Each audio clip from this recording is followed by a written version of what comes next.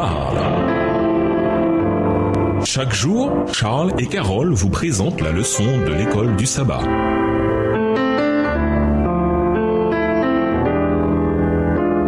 Bienvenue à votre émission. Dieu nous parle. Nous voilà à la leçon de lundi, la structure du livre de Daniel. L'arrangement de la section en araméen de Daniel, les chapitres 2 à 7, des parties de Daniel ont été rédigées en hébreu et d'autres en araméen, révèle la structure suivante, qui contribue à renforcer un message central de cette section et du livre. Premièrement, la vision de Nabuchodonosor, les 4 royaumes, dans Daniel 2.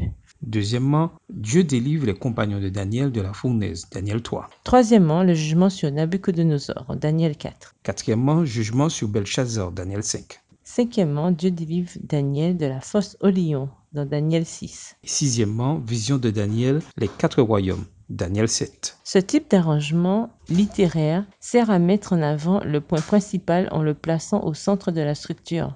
Ici, 3e et 4e. Daniel 4 et Daniel 5. Dieu retire son royaume à Nabuchodonosor temporairement et à Belchazzar définitivement. Par conséquent, dans les chapitres 2 à 7, l'accent est mis sur la souveraineté de Dieu sur les rois de la terre dans leur établissement et leur destitution. L'une des manières les plus efficaces de faire passer un message et de clarifier un point, c'est la répétition. Par exemple, Dieu donne à Pharaon 2 rêves sur l'avenir immédiat de l'Égypte. Genèse 41, versets 1 à 7. Dans le premier rêve, 7 vaches grasses sont dévorées par 7 vaches maigres. Dans le deuxième rêve, 7 beaux épis sont dévorés par 7 épis rabougris et boulés par le vent. Les 2 rêves signifient la même chose. 7 années de prospérité seront suivies de 7 années de famine. Dans le livre de Daniel, Dieu emploie également la répétition. Il y a 4 cycles prophétiques qui sont des répétitions d'une structure globale. À la fin, cette structure nous montre la souveraineté suprême de Dieu. Bien que chaque tableau prophétique important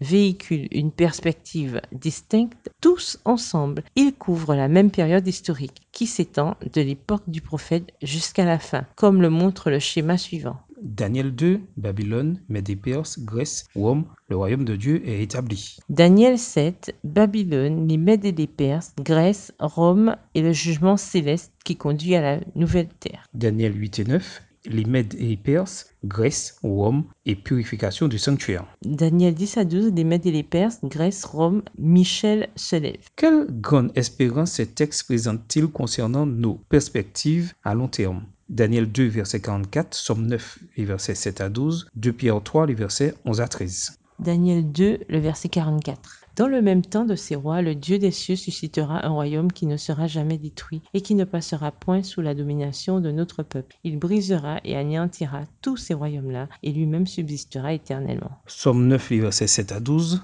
L'Éternel règne à jamais, il a dressé son trône pour le jugement. Il juge le monde avec justice, il juge les peuples avec droiture. L'Éternel est un refuge pour l'opprimé, un refuge au temps de la détresse. Ceux qui connaissent ton nom se confient en toi, car tu n'abandonnes pas ceux qui te cherchent, ô Éternel. Chantez à l'Éternel qui réside en Sion, publiez parmi les peuples ses hauts faits, car il venge le sang et se souvient des malheureux, et n'oublie pas leurs cris. 2 Pierre 3, les versets 11 à 13. Puisque donc toutes ces choses doivent se dissoudre, quelles ne doivent pas être la sainteté de votre conduite et votre piété, tandis que vous attendez et hâtez l'avènement du jour de Dieu, à cause duquel les cieux enflammés se dissoudront et les éléments embrasés se fondront. Mais nous attendons, selon sa promesse, de nouveaux cieux et une nouvelle terre où la justice habitera. Au revoir. Et à demain si Dieu veut.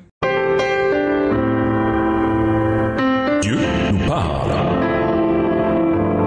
Chaque jour, Charles et Carole vous présentent la leçon de l'école du sabbat.